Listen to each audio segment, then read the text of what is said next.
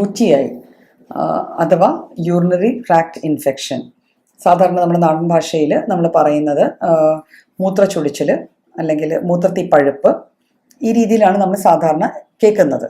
അപ്പം എന്താണ് ഈ UTI അല്ലെങ്കിൽ യൂറിനറി ട്രാക്ട് ഇൻഫെക്ഷൻ അല്ലെങ്കിൽ യൂറിനറി ഇൻഫെക്ഷൻ എന്ന് പറയുന്നത്?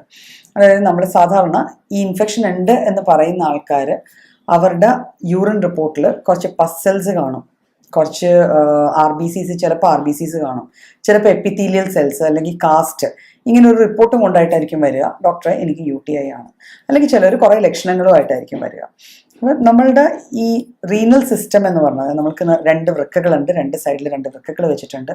അവിടുന്ന് 2 ചെറിയ ട്യൂബ്സ് വഴി ഇത് നമ്മുടെ ബ്ലാഡർ അല്ലെങ്കിൽ മൂത്രാശയ സഞ്ചിയിലേക്ക് യൂറിൻ ഫിൽട്ടർ ചെയ്ത് വരുന്നു. ഈ ഫിൽട്ടർ ചെയ്ത യൂറിൻ ബ്ലാഡറിൽ നിന്ന് പുറത്തേക്ക് വോയിഡ് ചെയ്യപ്പെടുന്നു. അപ്പം ഇതിനിടയിലുള്ള ഏതെങ്കിലും ഭാഗത്ത് ഏതെങ്കിലും തരത്തിലുള്ള ഒരു ഇൻഫെക്ഷൻ, ഒരു അണുബാധ ഉണ്ടായാലാണ് നമ്മളത് യൂറിനറി ട്രാക്ട് ഇൻഫെക്ഷൻ എന്ന് പറയുക. അപ്പോൾ അതിൽ നെഫ്രൈറ്റിസ് എന്ന് പറയുക, ഇത് ഏറ്റവും മേൽഭാഗത്ത് കിഡ്നീസിലുണ്ടാവുന്ന ഇൻഫെക്ഷനാണ്. അതൊരു ലേറ്റർ സ്റ്റേജിൽ ഉണ്ടാവുന്നതാണ്. ഏറ്റവും ലാസ്റ്റാണ് നെഫ്രൈറ്റിസ് ഉണ്ടാവുക. പിന്നെ യൂറിത്രൈറ്റിസ് ഉണ്ടാവാം. പിന്നെയാണ് ഉണ്ടാവുന്നത് നമ്മൾ ഈ ബ്ലാഡറിൽ ഉണ്ടാവുന്ന സിസ്റ്റൈറ്റിസ്. അപ്പം ഈ ഇൻഫെക്ഷൻസിന് കാരണം എന്തൊക്കെയാണ്? പല കാരണങ്ങളും നമ്മൾ പറയാറുണ്ട്. അതായത് ആദ്യത്തെ കാരണം, മെയിൻ കാരണം എന്ന് പറയുന്നത് ഹൈജീനാണ്. ഹൈജീൻ എന്ന് വെച്ചാൽ നമ്മളുടെ വ്യക്തി ശുചിത്വം. നമ്മൾ പ്രോപ്പറായിട്ട് ആ ഭാഗങ്ങൾ ക്ലീനായിട്ടോ വൃത്തിയായിട്ടോ സൂക്ഷിക്കുന്നില്ല എങ്കിൽ യൂറിൻ പാസ് ചെയ്ത് അല്ലെങ്കിൽ യൂറിൻ വോയിഡ് ചെയ്ത് കഴിയുമ്പോഴത്തേക്കും അവിടെ യൂറിൻ ഡ്രോപ്സ് ഉണ്ട്, ഒരു വെറ്റ് ക്ലോത്ത്സ് ആണ് നമ്മൾ വെയർ ചെയ്യണത്, നനവ് നിൽക്കുന്നുണ്ട്, അങ്ങനെ ഉണ്ടെങ്കിൽ അവിടെ അണുക്കൾക്ക് വളരാനുള്ള സാഹചര്യം കൂടും. ആ ഒരു സാഹചര്യത്തിൽ ഈ അണുബാധ നമ്മുടെ ഈ യൂറിത്രൽ ഓറിഫൈസ് വഴി നമ്മളുടെ ബ്ലാഡറിലേക്ക് പോയിട്ട് ഒരു സിസ്റ്റൈറ്റിസ് അല്ലെങ്കിൽ ഇൻഫെക്ഷൻ നമ്മളുടെ ബോഡിയിൽ ഉണ്ടാക്കുന്നു. അപ്പോൾ ഫസ്റ്റ് കോസ് അതാണ്. പിന്നെ ഒരു കാര്യം കൂടെ എടുത്ത് പറയേണ്ടതെന്ന് വെച്ചാൽ, യൂഷ്വലി ഈ UTI കാണപ്പെടുന്നത് സ്ത്രീകളിലാണ് കൂടുതൽ, പുരുഷന്മാരിൽ ഇല്ല എന്നല്ല. പക്ഷെ പുരുഷന്മാരിൽ ഒരു പ്രായം കഴിഞ്ഞ് മാത്രമേ UTI യൂഷ്വലി കാണപ്പെടാറുള്ളൂ. അതർവൈസ് പുരുഷന്മാരിൽ ഇത് കാണപ്പെടുന്നത് കുറവാണ്.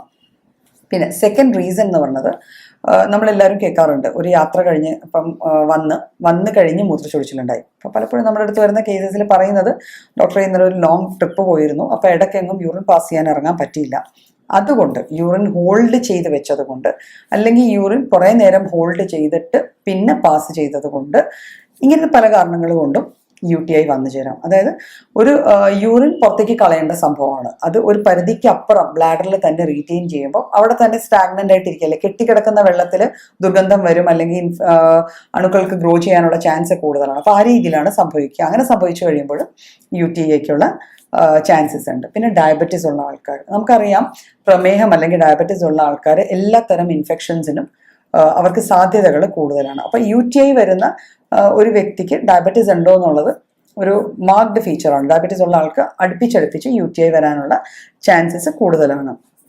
പിന്നെ വരുന്നത് ചില കിഡ്നി സ്റ്റോൺസ്, അതായത് വൃക്കയിലെ കല്ലുകൾ, ഈ കല്ലുകൾ താഴോട്ട് വരികയോ അങ്ങനെയൊക്കെ ചെയ്തു കഴിഞ്ഞാൽ ആ സമയത്തും നമുക്ക് UTI വന്നു ചേരാവുന്നതാണ്. പിന്നെ ചില കോൺട്രസെപ്റ്റീവ് പിൽസോ അല്ലെങ്കിൽ കോൺട്രസെപ്റ്റീവ് മെത്തേഡ്സോ യൂസ് ചെയ്യുന്ന ആൾക്കാർക്ക്, അതായത് കോൺട്രസെപ്റ്റീവ് ലോഷൻസ് അല്ലെങ്കിൽ ക്രീംസ് ഒക്കെ യൂസ് ചെയ്ത് കഴിഞ്ഞാൽ ലോങ് യൂസിൽ UTI വരാം. പിന്നെ പ്രഗ്നൻസി സമയത്ത് UTI വരാനുള്ള ചാൻസസ് കൂടുതലാണ്. മെനോപോസ്, അതായത് ആർത്തവ വിരാമം വരുമ്പോഴും UTI വരാനുള്ള ചാൻസസ് കൂടുതലാണ്. പിന്നെ അൺഹെൽത്തി ആയിട്ടുള്ള സെക്ഷൽ കോണ്ടാക്ട്, ഈ കാരണങ്ങളെല്ലാം കൊണ്ട് ഒരു വ്യക്തിക്ക് UTI വന്നു ചേരാറുണ്ട്. പക്ഷെ നമ്മൾ കാണുന്ന നമ്മുടെ സൊസൈറ്റിയിൽ ഏറ്റവും കൂടുതൽ കാണപ്പെടുന്നത് ഒന്നെങ്കിൽ വാട്ടർ ഇൻടേക്ക്, വെള്ളം കുടിക്കുന്ന അളവ് കുറഞ്ഞുകൊണ്ടോ, അല്ലെങ്കിൽ ഈ പറഞ്ഞ പോലെ യാത്ര പോകുമ്പോൾ ഏതെങ്കിലും പെർഫെക്റ്റ്ലി ഹൈജീനിക് അല്ലാത്തത്, വൃത്തിഹീനമായ സാഹചര്യത്തിൽ നമുക്കൊരു ടോയ്ലറ്റ് യൂസ് ചെയ്യേണ്ടി വന്നത് കൊണ്ട്, ബാത്റൂം ഇൻഫെക്ഷൻ എന്നൊക്കെ പറയാറുണ്ട്, ആ രീതിയിലാണ് നമുക്ക് UTI വരാറുള്ളത്. എന്തൊക്കെയാണ് UTIയുടെ മെയിൻ ഫീച്ചേഴ്സ്? പേരിൽ പറയുന്നത് പോലെ തന്നെ മൂത്രച്ചൊടിച്ചിൽ, അതായത് മൂത്രം ഒഴിക്കുമ്പോൾ ഒരു പുകച്ചിലോ ഒരു ചൂട് ഫീലിങ്ങോ ഒരു ഇറിറ്റേഷനോ ഫീൽ ചെയ്യുക, ഇതായിരിക്കും പലപ്പോഴും ആദ്യത്തെ സിംറ്റം ആയിട്ട് കാണുക. പിന്നെ വീണ്ടും വീണ്ടും മൂത്രം ഒഴിക്കണം എന്നുള്ളൊരു തോന്നൽ, ശരിക്കും ഒരു പ്രാവശ്യം പോയി കുറച്ച് യൂറിൻ പാസ് ചെയ്തു വന്നു വീണ്ടും പോകണം എന്നുള്ള തോന്നൽ, ഈ തോന്നൽ വളരെ സ്ട്രോങ് ആയിട്ടുള്ളൊരു ഏർജായിരിക്കും. ഇത് മീറ്റ് ചെയ്തില്ലെങ്കിൽ പലപ്പോഴും യൂറിൻ ചെറിയ ഡ്രോപ്സ് ആയിട്ട് ഡ്രിബിൾ ചെയ്യുകയോ പാസ് ചെയ്ത് അറിയാതെ മൂത്രം പോവുകയോ ചെയ്യാം. അപ്പോൾ ഇത് UTIയുടെ ഒരു മെയിൻ ഫീച്ചറാണ്. പിന്നെ ഈ ഇൻഫെക്ഷൻ കുറച്ചുകൂടി കൂടി വരുന്ന തോതിൽ തന്നെ നമുക്ക് അടിവയറ്റിൽ വേദന ഉണ്ടാവാം. ചിലവർക്ക് നടുവ് ഭാഗത്ത് നടുവിൻ്റെ അതായത് ലോ ബാക്ക് പോർഷനിൽ ഒരു വേദന ഉണ്ടാവാം. പിന്നെ ഞാൻ നേരത്തെ പറഞ്ഞല്ലോ നെഫ്രൈറ്റിസ്, അതായത് കിഡ്നിയിലേക്കൊക്കെ ഇൻഫെക്ഷൻ പോകുന്ന ഒരു സാഹചര്യം വരുവാണെങ്കിൽ കിഡ്നിയുടെ ആ ഒരു റീജിയൻ, അതായത് നമ്മുടെ നടുവിൻ്റെ രണ്ട് വശത്തായിട്ട്, നട്ടിലിൻ്റെ രണ്ട് വശത്തായിട്ട് ആ ഭാഗത്തും വേദനകൾ ഫീൽ ചെയ്യാം. അപ്പം ഇതാണ് നമ്മൾ UTIയിൽ യൂഷ്വലി കാണുന്ന സിംറ്റംസ്. ഇത് കൂടാതെ നമ്മളിപ്പോൾ യൂറിൻ പാസ് ചെയ്യുമ്പോൾ അതിൻ്റെ കളറിനൊരു ചേഞ്ച് വരും. ചിലപ്പം ഒരു ക്ലൗഡി എന്ന് പറയും, അതായത് ഒരു കലങ്ങിയ രീതിയിലായിരിക്കും യൂറിൻ പാസ് ചെയ്യുക.